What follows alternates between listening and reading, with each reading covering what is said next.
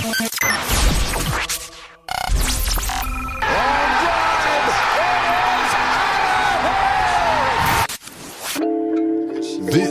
is the Vet Alumni Podcast with Tek Prem.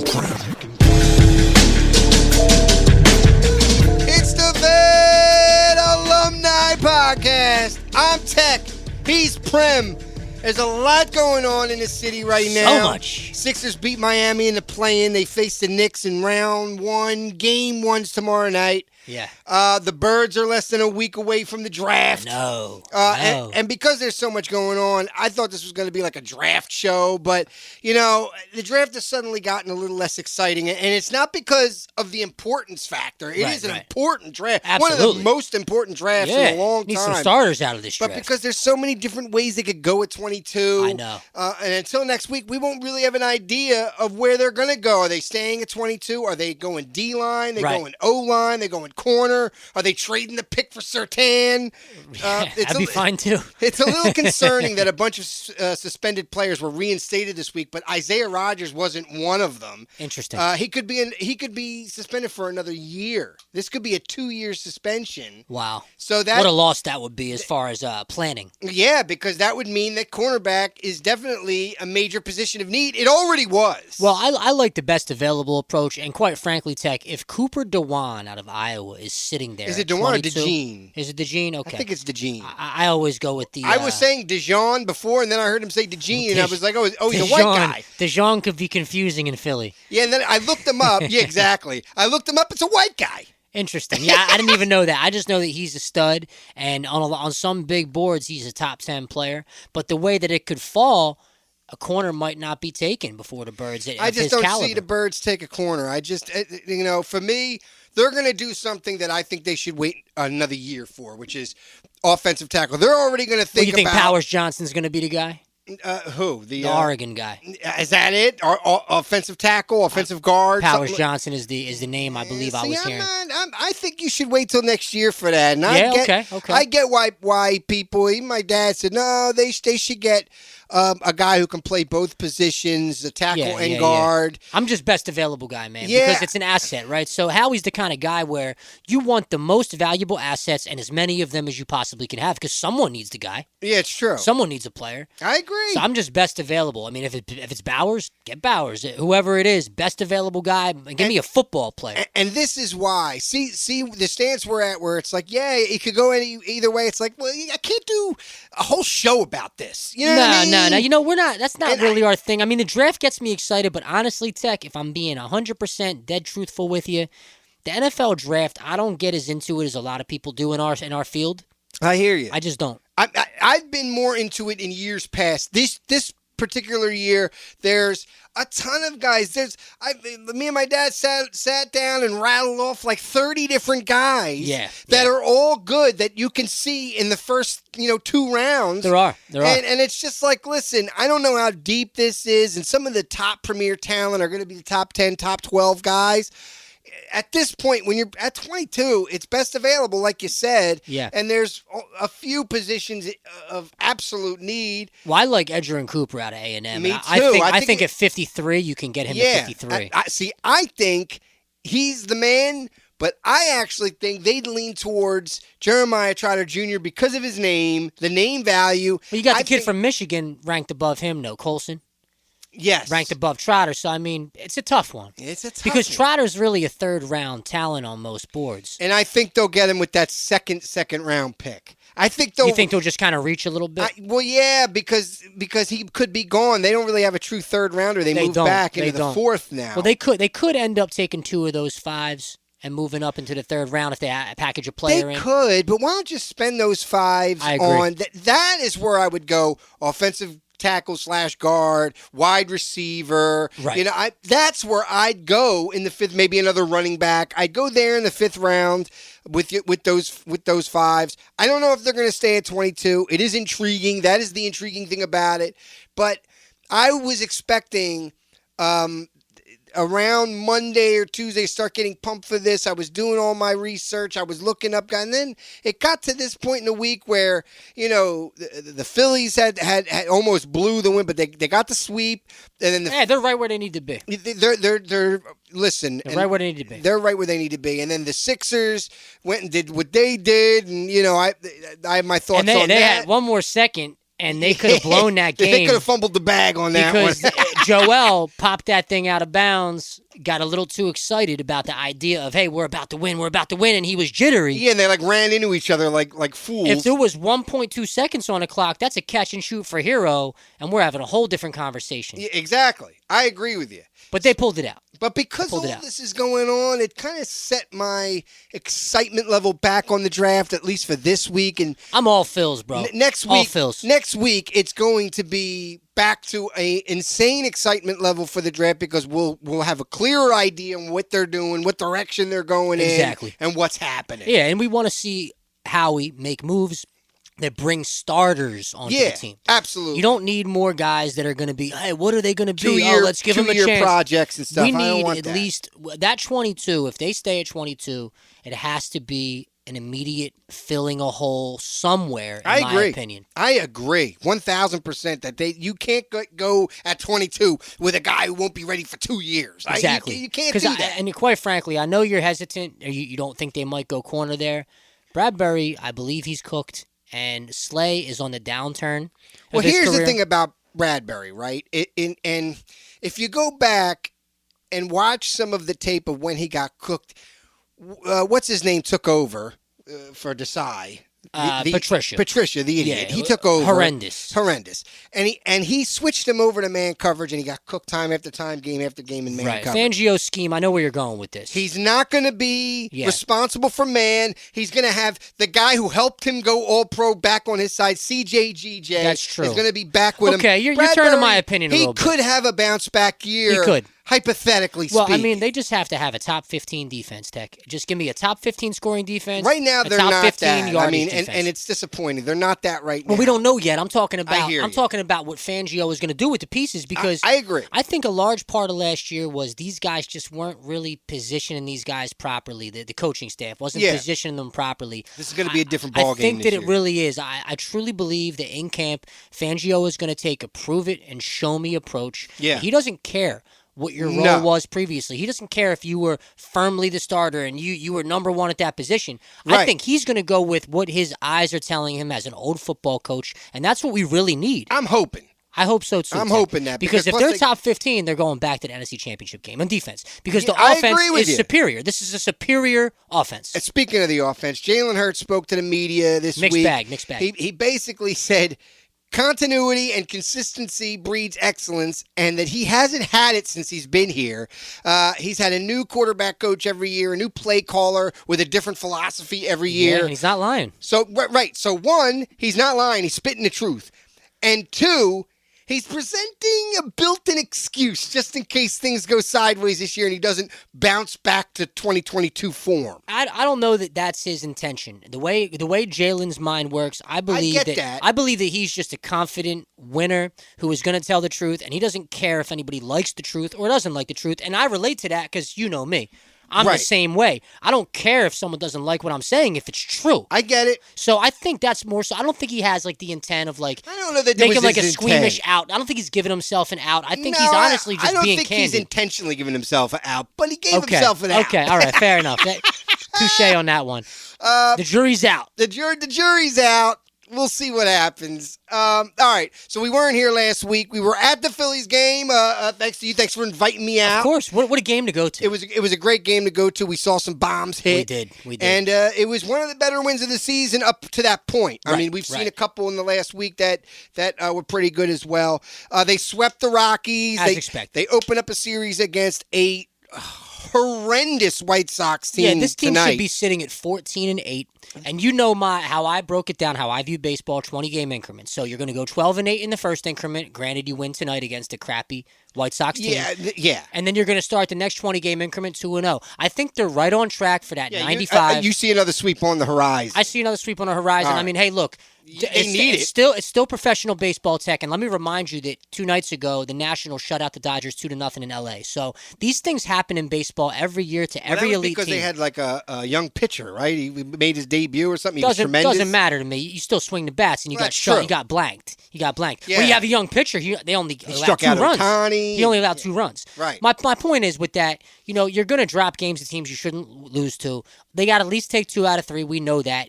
Look, it's Turnbull starting tonight.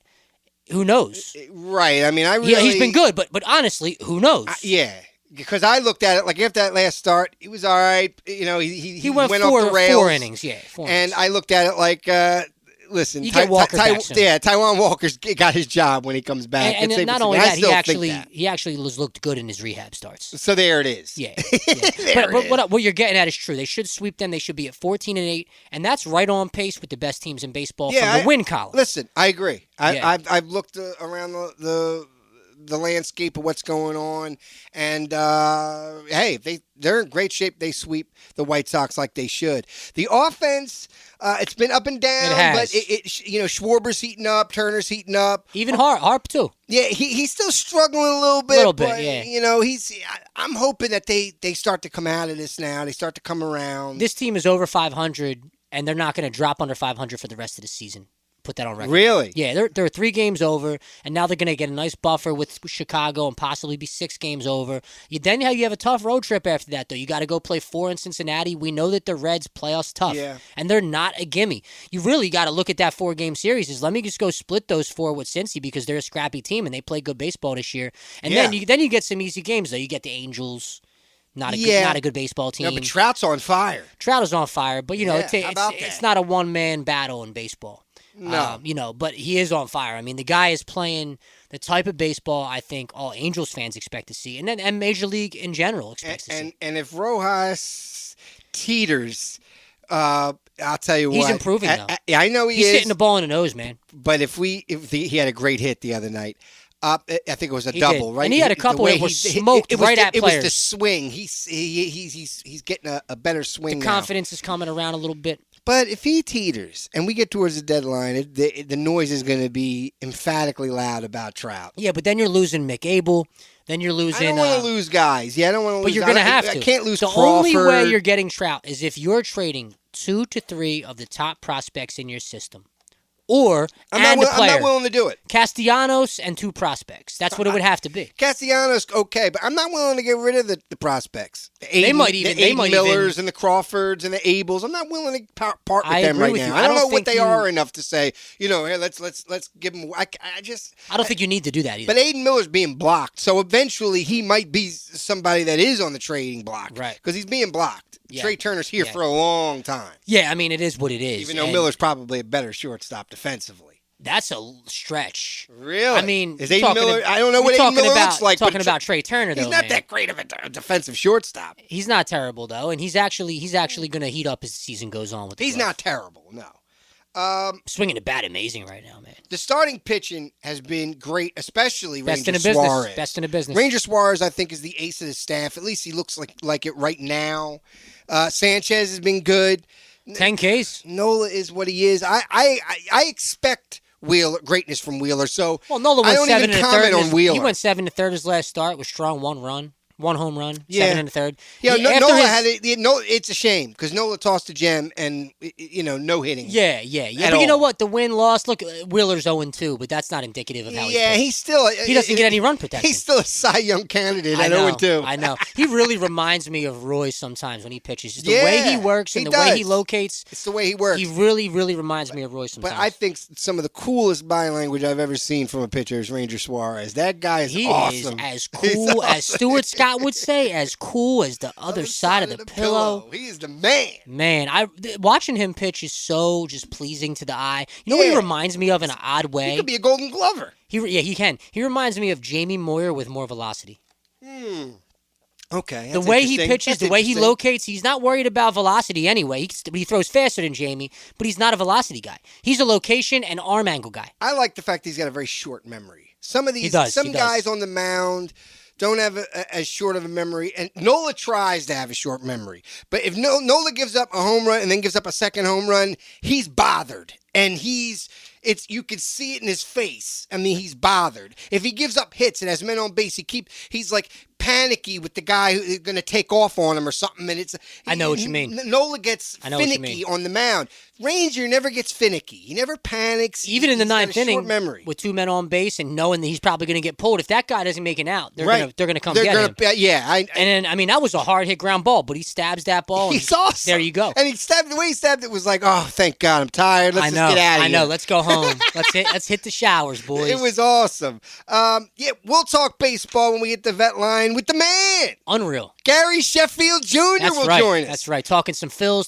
We'll get his opinion on the Yankees. You know, he's a Yankees podcast. Yeah, and just baseball in general. Got some baseball general around the world of baseball kind of questions. But first, brought to you by the Fairless Hills Academy of Music, it's time for VetPhact. This is a VetPhact. Tek, the defending World Series champion Phillies on April 19th, 1981, would play host to the Chicago Cubs and dismiss them by a score of 7-3. However, it was not an easy win. It was 3-3 as we headed to the bottom of the 8th. The Phils would get 4 runs in the frame to go up 7-3. Nino Espinosa pitches a complete game with 4 strikeouts, allows 2 bombs, scatters 6 hits, but goes the entire 9 innings. Cubs pitcher Rick Reuschel also had a good night, 7 1/3, but he allowed 7 earned runs and just got tagged in the 8th inning. Pete Rose 1 for 4, Manny Trio 2 for 4, Bake McBride 1 for 3 with 2 runs scored. The Sarge Gary Matthews 2 for 3 with 2 runs scored and 2 ribbies. Larry Boa with 2 ribbies. This was a true team effort. I guess this was a night where they gave Schmitty off because you had Keith Moreland at third base, and he went 1 for 4 and drove a run in. Schmitty not in the lineup. Schmitty was not in the lineup. We'd have to go back and see if maybe he started the year hurt because it was early in the season. Maybe. It was a day game, 1:35, so it must have been a Sunday. 30,204 fans packed the Vet. Literally half of the stadium, basically. Yeah. The game only took an hour and 57 minutes. It's crazy because there was no pitch clock back then. Yeah, no pitch clock. Well, it was a quiet game. You got 3 runs combined in the first. Then the Cubs got 2 in the third. Then there was really no scoring until the 7th. So a lot of 1-2-3s. Probably some quick outs, ground ball outs, quick 1-pitch outs. But the Phils would hold on. They would move to 7-2 as the defending World Series champions. You know, everyone was excited around that time, man. What an exciting time. And the logo that year was the William Penn logo, with the Will Penn holding the baseball and his little girlfriend next to him. I forget what they called what they named her. I don't know if I even remember that one. You would know it if I showed it to you. Okay. There you have it, Tek. April 19th, 1981, Phils 7, Cubs 3. There it is. To the Sixers. Again, they play the Knicks in round 1. Game 1 is tomorrow night. Now, all right, this is an boy. I'm going to say something that's unpopular, and I've been catching all kind of slack for it. But listen, I'm going Knicks in 6, possibly 7. It smells like it could be a 7-game series, but I'm going Knicks in 6, and not because I don't think the Sixers can win. Right. I think they can and should win, to be quite honest, but I'm not sure Embiid can get through a full 7-game series. He's already hobbled. I know, man. I think Sixers in 7, but I'm also leaning Knicks in 7 at the same time, like you said. It's a tricky one. I want to believe, I want to buy in, but we know it all ends in Boston regardless. Yeah, exactly. It's a moot point. Yeah, I don't know who they would play in the second round. Well, it could be the Bucks, right? Yeah, I guess. And they might have Giannis back by then. So, look, I look at it like, you're going to need Embiid for a full run of if you're going deep. But you need top tier Embiid. Yes, you need top tier Embiid. Exactly. And if you plan on going on a deep playoff run, you need Embiid to be himself and to be able to withstand these series. And I don't know if he can get through one full round right now the way he looks. So I don't trust them.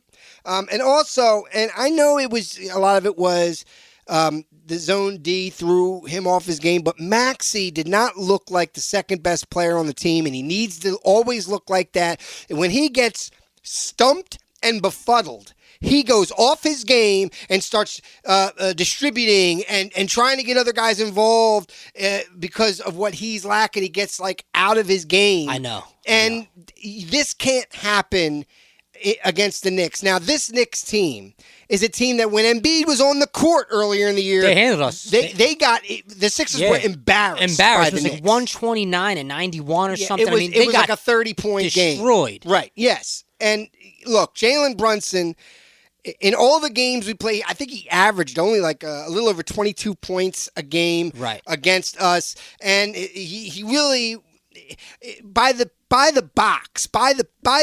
numbers, he really didn't do that great. But if you watch those games, Jalen Brunson was in total command. He handled us. Can I tell you the X factor, the difference between those games and now? Is the maturation and evolution of Tyrese Maxey. Well, listen. That could be the difference. That could be the difference. I hope you're right, because if they look at the tape, what the Heat did in the first half, throwing Maxey off of his game, Maxey just, and look, Embiid, how I knew Embiid wasn't right was the first 2 minutes of the game. It looked ugly. Yeah, just his body language. And in the third quarter, it was pretty early in the third quarter. Well, they dominated the third quarter. Right. It was early in the third quarter.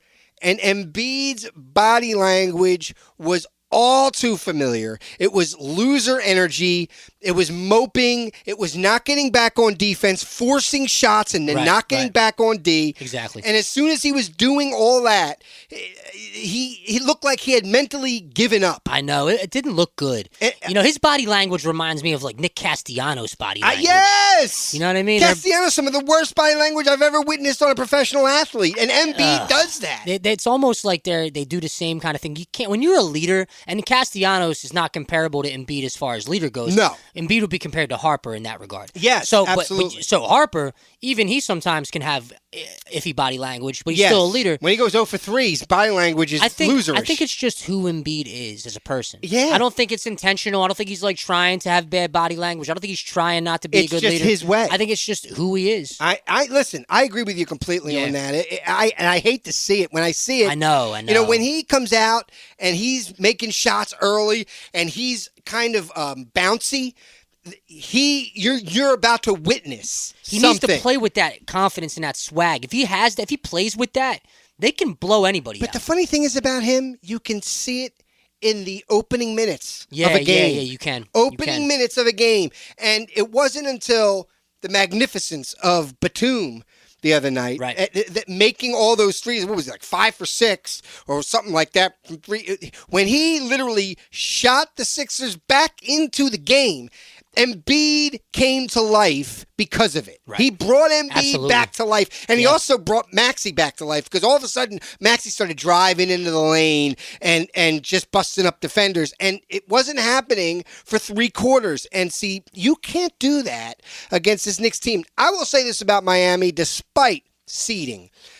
This was a tough team. They were a tough out. They shoot. Yeah, and this is the funny thing, is Batum highlighted after the game that an assistant coach showed him the play they like to run. Where you got the but block. Here's the thing.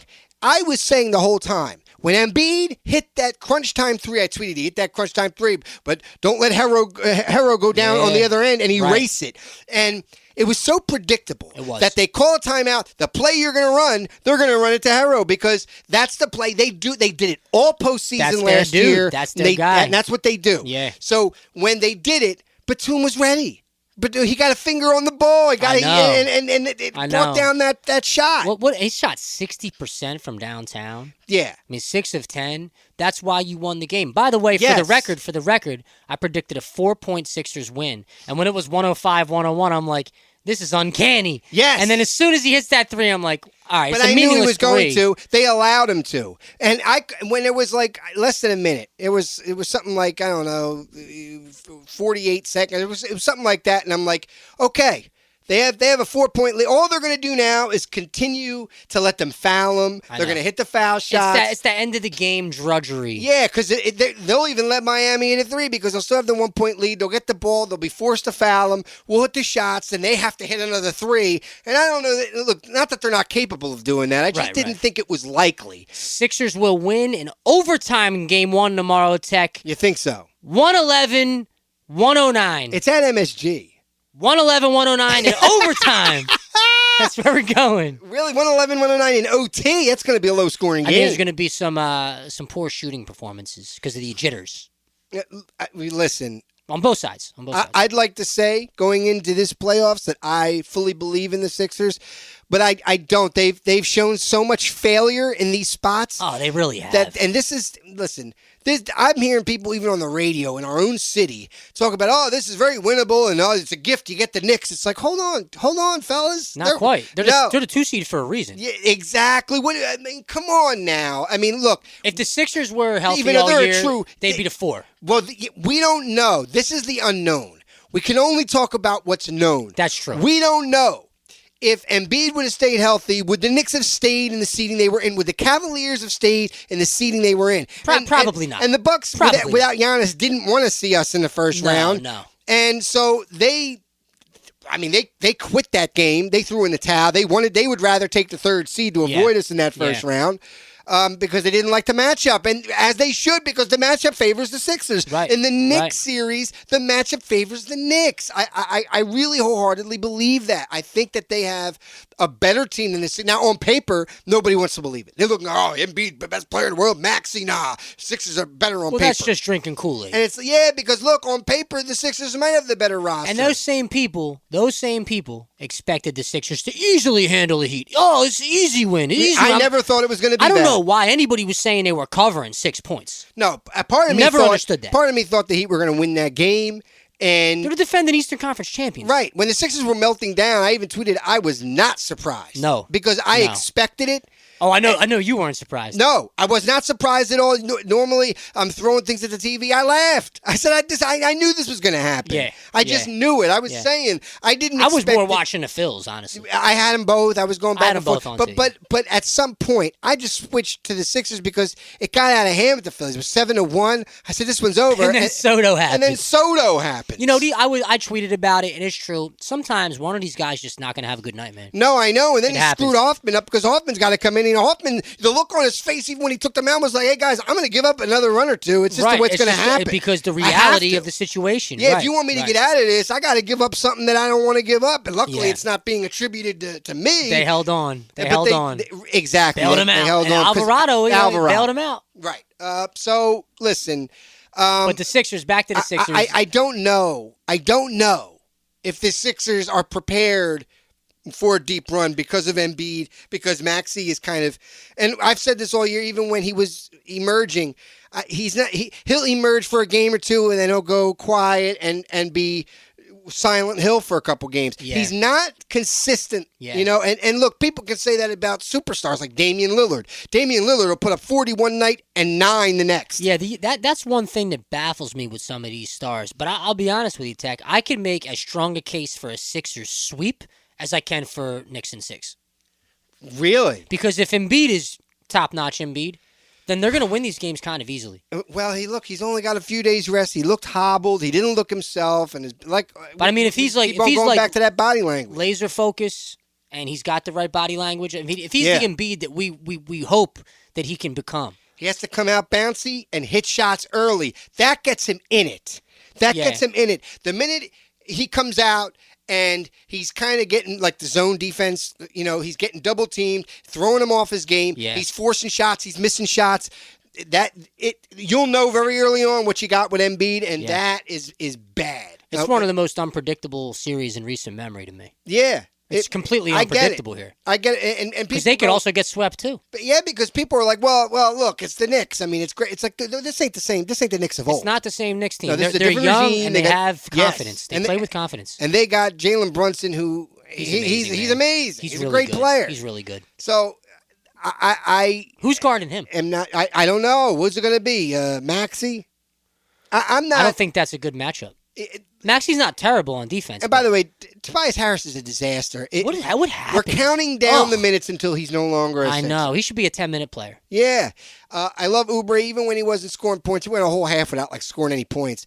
But he's athletic, though. He's always around the ball. He's tough, and he really came to life in that second half. Buddy Hield continues to be a non-factor, but he did it a couple shots in that fourth quarter that helped. Jimmy layup, though. That was I'm telling you. How do you miss He that forced me to layup? tweet Buddy Hield stinks. He forced it because I'm it telling you doesn't right take now, much to force you saying someone stinks. It doesn't. But he forced me because I was holding back. He has been a non-factor since he came. He had 2 good games. We said that might happen too. Yeah. When we traded for him, we weren't that as excited as everybody else. No, he's been a non-factor in Embiid's absence. And one of my boys, a complete idiot, said something like, "Oh well, it was all when we traded for him. It was all about teaming him up with Embiid." It's like, well, Embiid was gone the entire time.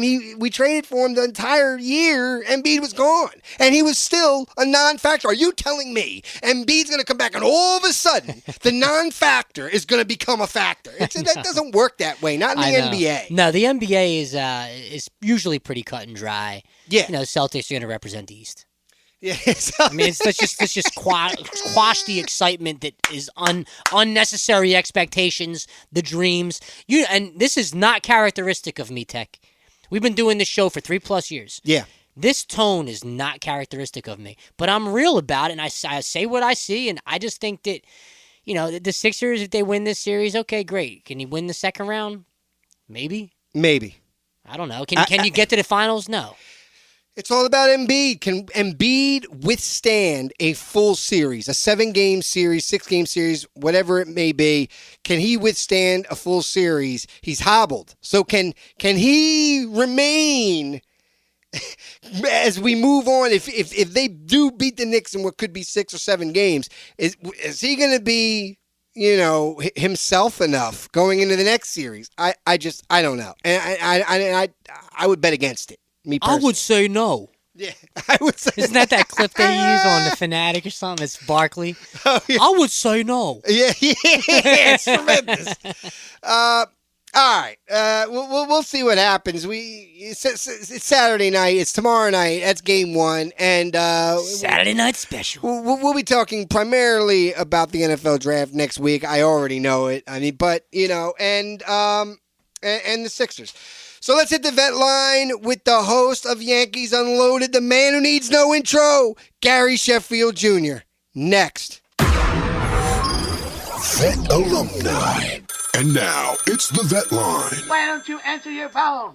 Joined now on the Vet Line by a man who needs no introduction. Yes, sir. Gary Sheffield Jr., Yankees podcaster, and of course, son of legendary baseball player, 509 career home runs, Gary Sheffield.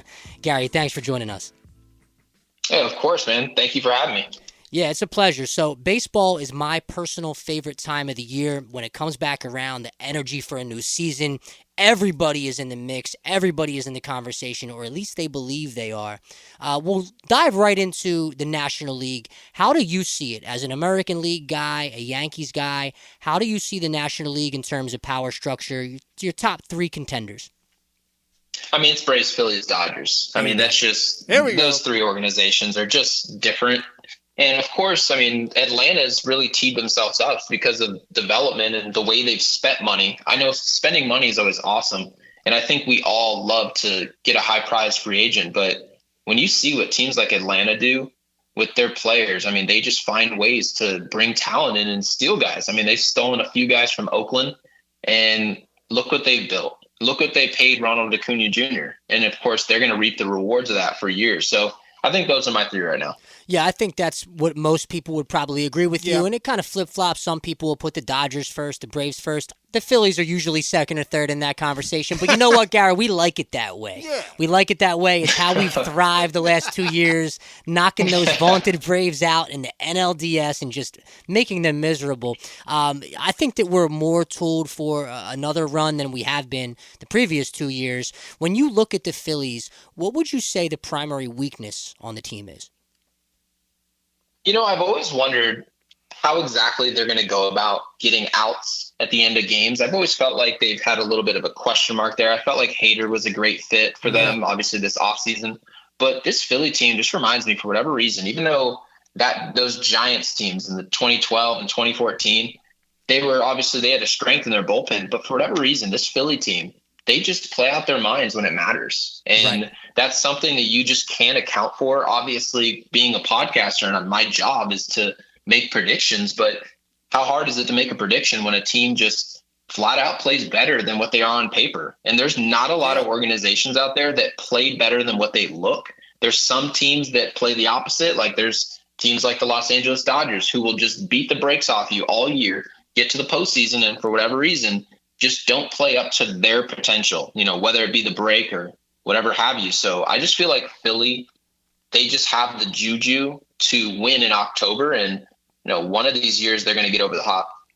Yeah, absolutely. It was a little disappointing, obviously, how they kind of collapsed against a inferior Arizona team last year. Yeah. Going back to that NLCS, what did you see in that NLCS? What did you think was the key factor that led to the demise of the 2023 Phils?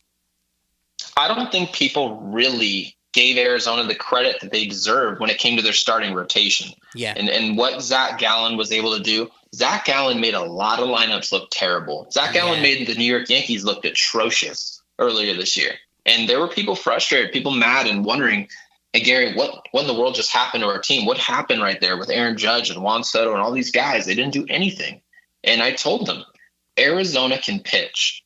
They did it with Montgomery. They continue. They brought Rodriguez in. So I think that a lot of people underestimated their starting rotation. Obviously, you guys have Wheeler, who was the best guy pretty much in the whole series. But, he was just dominant. He basically was Mad Bum for the whole series. But when you can neutralize a team's offense, you're gonna have a good time. And that's what Arizona did. Arizona is an aggressive team on the bases. They're going to make you beat them. And they did. They're just a good team, a well-rounded organization. Absolutely. And they were the dark horse last year. Who's your 2024 National League dark horse? Oh, man. It's a good Put me on the spot. Who's my dark horse? Only way to do it. All right, let's see. So are you talking American League or National League? Give me one from each league. That's good. Okay. I'm going to say, obviously Cleveland they just lost Bieber, so that's atrocious. True. So, that's not going to be good. You can't consider Baltimore or the Yankees dark horses for anything. True. But, can't you say that Tampa always just seems to find a way? They obviously lost Wander Franco. We don't expect to see him again. And you just don't. It's almost like Tampa's off the map. But what have we learned about the Tampa Bay Rays? It doesn't even seem to matter who they got out there. They just they lose guys to Tommy John left and right, and they just find ways to get out. So any team that, for whatever reason, just gets guys out when it matters, they just have success in the postseason, in which I just mentioned to you that Zach Wheeler in October has just been a psychopath. He's just been unstoppable. And when you have that, you can make a lot of teams that are much better than you on paper go home. And so, I wouldn't be surprised if Tampa, just for whatever reason that I can't describe to you guys, just does something. It wouldn't shock me. And then the other league, National League, let's go. NL East, I don't think there's any sleepers over there. True. What I would probably say, if I had to give you guys an answer, I would say the Chicago Cubs. I agree with honestly tell you guys. Yeah. And the Chicago Cubs are a team that they obviously re-signed Cody Bellinger being represented by Scott Boras. People thought, well, Bellinger's exit velocity is not great, so we don't exactly see him repeating his performance from last year, which he was amazing. But one thing I'll say about Chicago is that they're a really good fundamental team, and they've scored more runs than anyone in the whole division. Literally the whole division. So they've been very good offensively. So the fact that Chicago usually can pitch well and they're scoring right now, I'm going to put Chicago on the map. Not as a team I think will win a World Series, but I wouldn't be shocked if they made it into an NLCS. Yeah, last year, that was a team I didn't want to face because there was a chance that we would have possibly faced Chicago in the first round. And that was something I was thinking to myself, well, that's a potential for major disaster. But right. it didn't happen, and we know what happened. But, yeah, that's a good one. Chicago has a good young core for sure. They've been trending up for a couple of years now. Yeah. Gary, the big debate around baseball, it's been robo-umps, all the terrible calls by umps, especially this year with guys like Angel Hernandez night after night. Are you for or against the robo-ump? I'm completely for the robo-umps, and let me say this. Wow. And I want to qualify my statement. Yeah. I was against robo-umps for a long time because I always felt like it was part of the human element. Yes. And it's just part of the game. It was almost like the game of golf. You don't get to fluff your lie just because you're technically in the fairway, right? Like, there were different type of rules in that sport where I felt like, okay, this is just a side effect of the way this game was designed, and you shouldn't change it. But one thing I'll say is this. The umpires right now are getting things so habitually wrong that are changing the game in its entirety that it's just become a distraction. And one thing I'll say is if someone craps their pants enough, eventually you put a diaper on them. That's what we're watching. Yeah, we are watching a series of people who deserve to be fired. They haven't been fired because they're unionized, and that's the elephant in the room that not a lot of people talk about. Right. But the umpires are unfireable. So the best way to get rid of them is to just get rid of the position in its entirety. And I think that would be a better way to keep the conversation on baseball and not a bunch of dudes wearing dark blue. Yeah, you know what? To add to that, the robo-ump thing is interesting because now you can just outfit them with Apple Vision Pro, for example, and it will give them the strike zone. It will give them the strike zone, and it'll adjust the strike zone based on the height of the batter, which is really baseball's unspoken rule for balls and strikes. Right. You know, you're not going to give Johan Rojas the same strike zone as a Christian Yelich, right? For example, right. Makes sense. I mean, they've been giving Aaron Judge. They've been calling him out on strikes that were pretty much at his toes. And last time I checked, he's the size of a small forward in the NBA. So, you know, for whatever reason, I don't get it. Why the strike zone for certain players, it feels like it's just not fair. But in a game that's gotten so hard to hit, where guys are throwing 100 miles an hour, you can't really tell, did that hit the corner? Did it or not? And then you're sitting in slow-mo replay saying, how did this guy miss this call? Well, maybe the game's getting harder to call. So I'm trying to extend an olive branch to these guys, but at the very least, we can acknowledge they're not equipped to do this job. No, I agree. Completely agree. Every game, I see some pretty wild calls from these umps at the plate. They're just head scratchers. Happened the other night on Trey got called out on a ball way outside, and then the next inning, Ranger Suarez throws the same pitch, and it's actually closer to the plate, and it's a ball. It's a ball. It just speaks to what you're saying. I was the same as you. I was a baseball traditionalist. The human element is good, but that gets really old, like you said, when there's no diaper. Yeah, yeah. I mean, what are we talking about in the postseason? You can't have postseason games be just flat out determined. I know it's fine when it works out in your favor. You tend to forget and you don't really care. Yeah. That's good. But we don't play 162 games plus postseason, so we can just chalk it up to, hey, human element, my bad. Exactly. Not good enough. Exactly. True. The pitch clock, Gary, is it good for the sport? And do you think it has any effect on these pitchers getting injured? You know, I would say, and I know this has been actually, surprisingly, a very controversial topic. I actually didn't expect this. But what I will say is I think it does have an impact on players' health. But there's a lot of people that misconstrue that statement and say, well, if it has an impact, it must be the sole reason or the main reason. And I don't think it's that. I really don't. Right. I think velocity right now is a huge problem. And for people who say, well, maybe we should start drafting guys who, instead of throwing 101, this guy throws 93.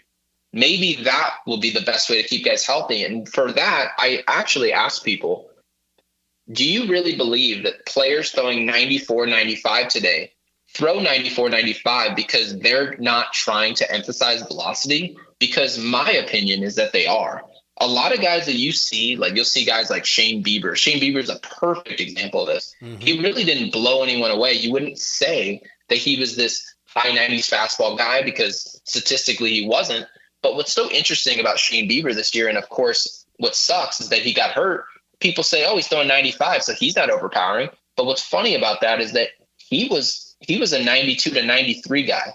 And then his velocity jumped up 1.5 miles. So I just think right now, there's such an emphasis on maximizing each and every body out there that they're pushing their bodies to the point that doesn't work. It's the best way to pitch in the short term.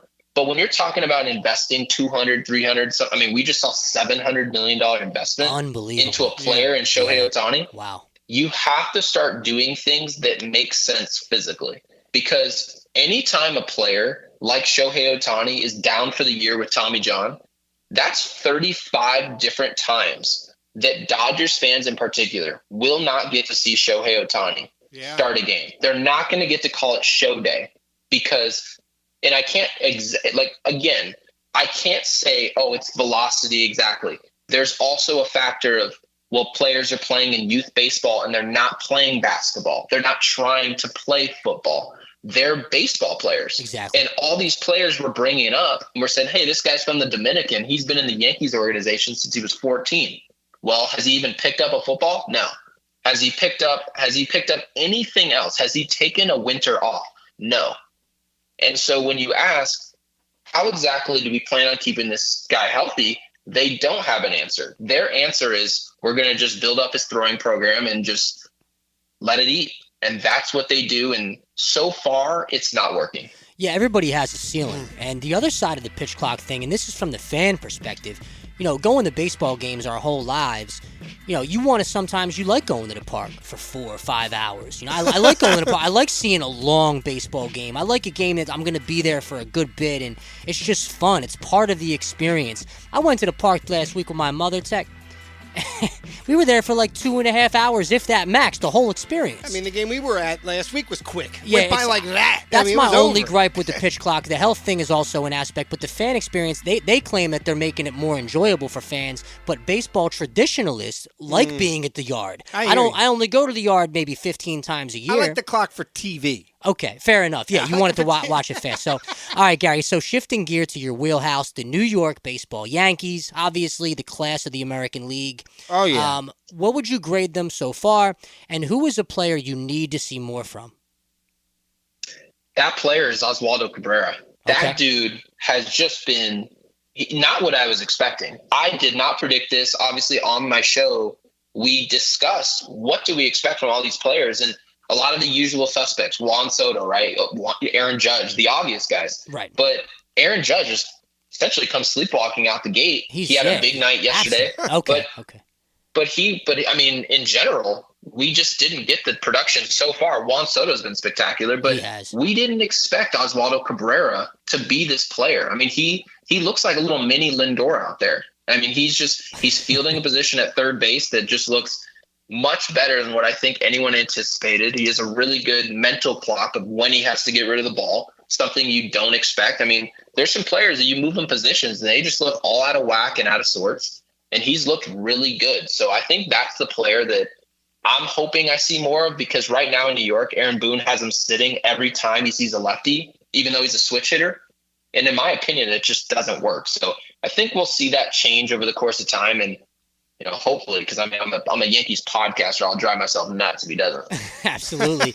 Yeah, Oswaldo is an interesting player. I went to Yankee Stadium last year, and he was in the starting lineup, and he actually led to the Yankees win over the Phils that day. I believe he went yard. And I remember thinking to myself, it's a good young player. I like Volpe as well. What's your thoughts on Volpe? You know what I like about Volpe is he just has that Jeter energy. And you can never say that someone's Derek Jeter, but there are a lot of similarities, right? And I will say the one thing that Volpe does have going for him is that glove. I mean, the dude is nasty out on defense, and you already saw, and I mean, I don't know how much of the Yankees you do watch, but for Volpe was hitting 7th the whole season, and he was just promoted to leadoff. And then he's figured out his bat.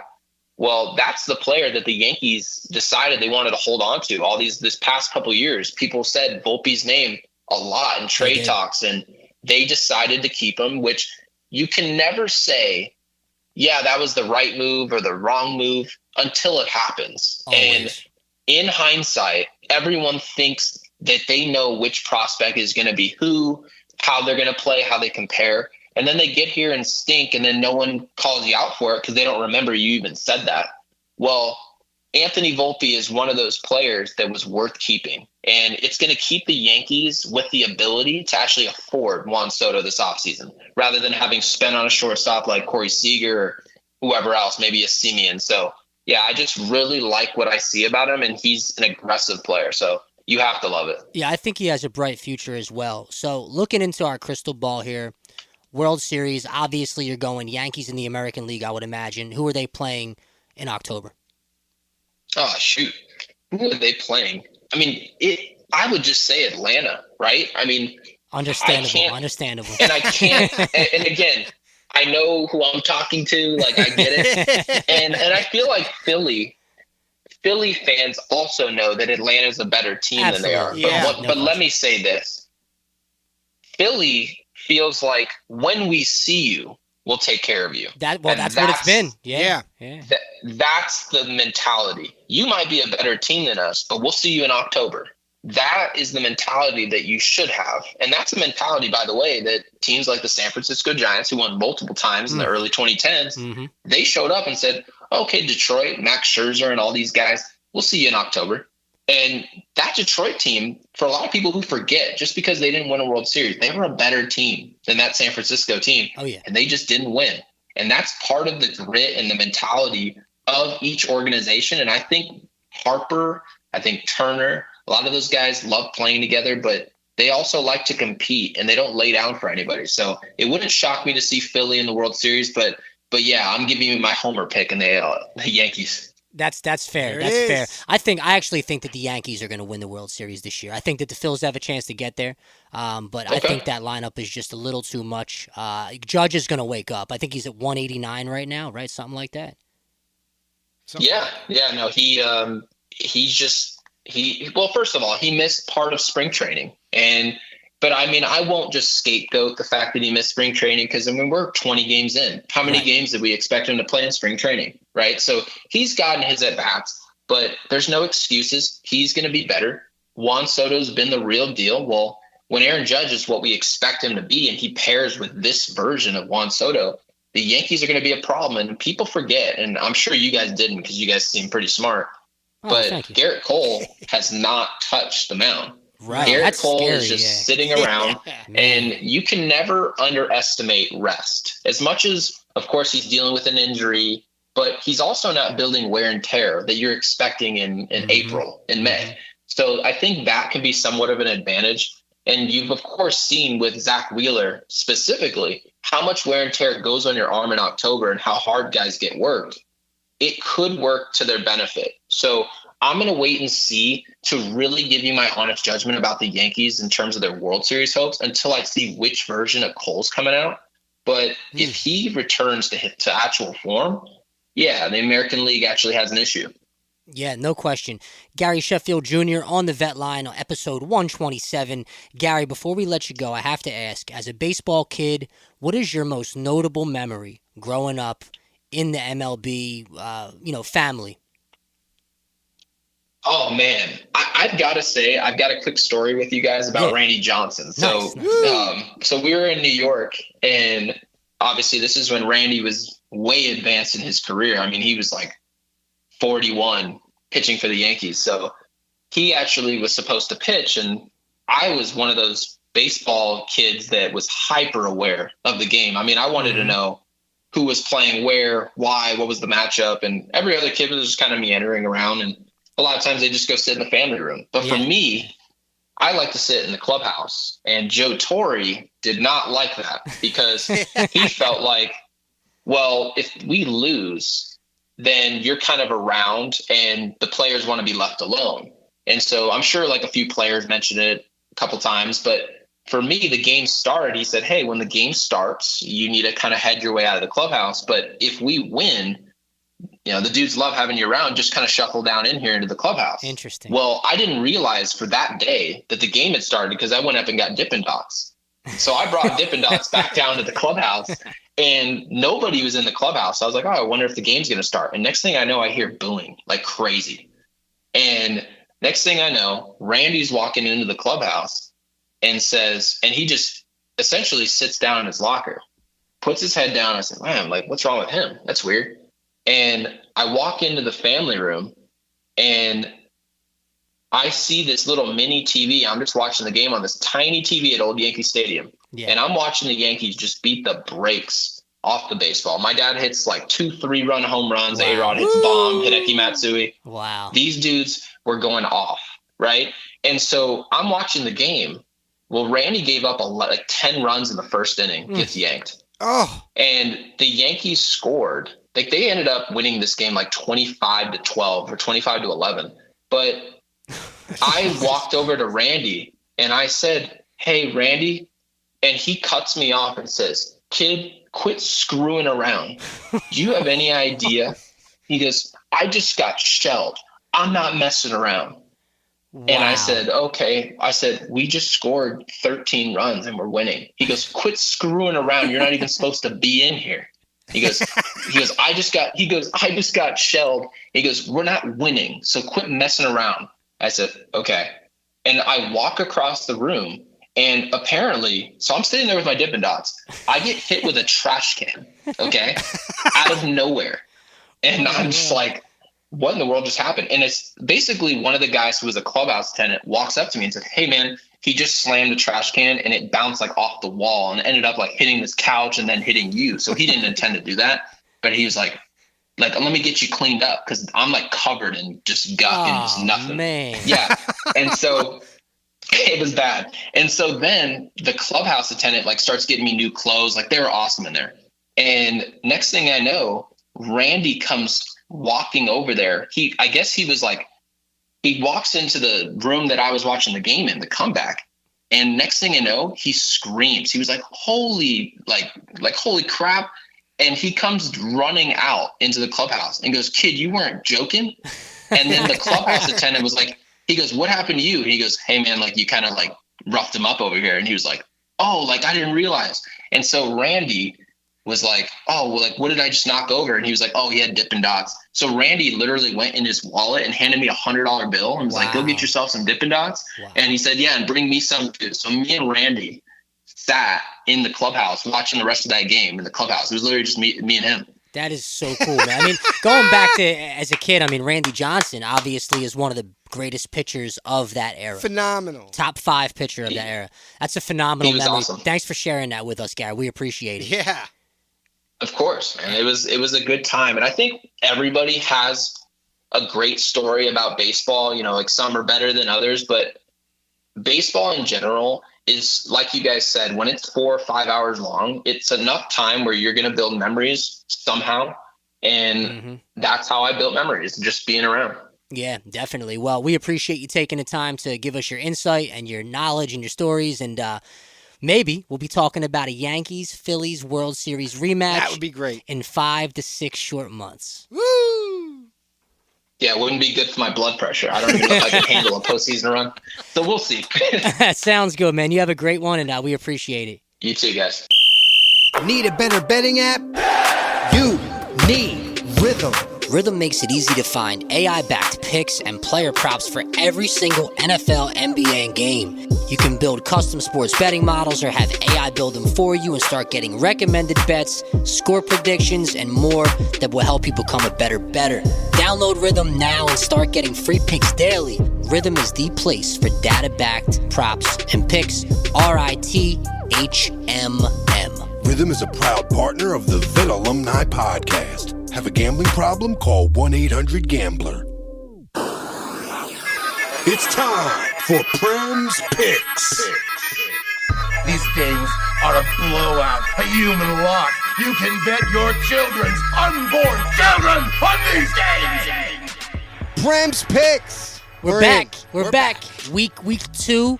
Or pick week 2 for the MLB season. I went 2-1 in my comeback. Not bad. Not bad start. I missed going 3-0 by 1 run, by the way. So we'll start with our Bet Rhythm pick of the week. And I'm going right to 76ers Knicks. Here we go. Just like I said a second ago, I think you're going to have a low-scoring game. And the Rhythm AI model agrees. They're going under 209 points, 76ers at Knicks. They predict 207. Put it on your props. The under 209 76ers Knicks tomorrow night at the Garden. Lock. That's your bet rhythm pick of the week. Now on to some baseball picks. We hit the diamond. Some interesting matchups. We had Gary Sheffield on talking Yankees, talking Rays. Wouldn't you know, Tek, the Rays go to Yankee Stadium for a matchup tonight.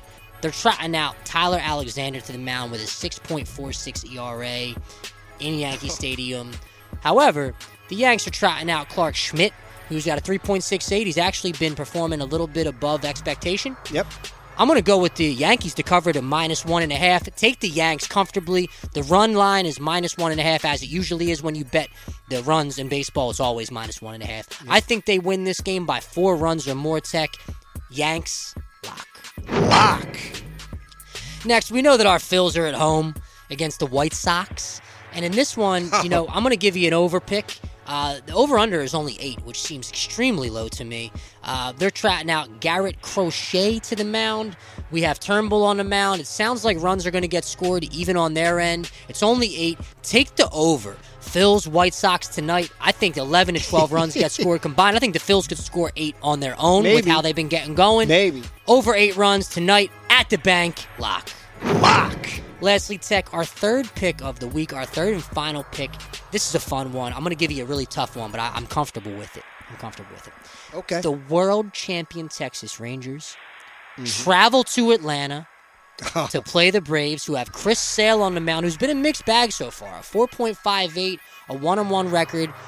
But the Rangers are trotting out Andrew Haney, who's 0-2 with a 6.75. Right. However, I think the Rangers' vaunted bats come to life in a series that many people are going to say is the World Series that should have happened last year. Right, That of didn't course. happen. Of and I course. think they're going to get up for that to show that they're supposed to be champions. Okay. And I'm going with the money line, the Texas Baseball Rangers over the Atlanta Braves in Atlanta.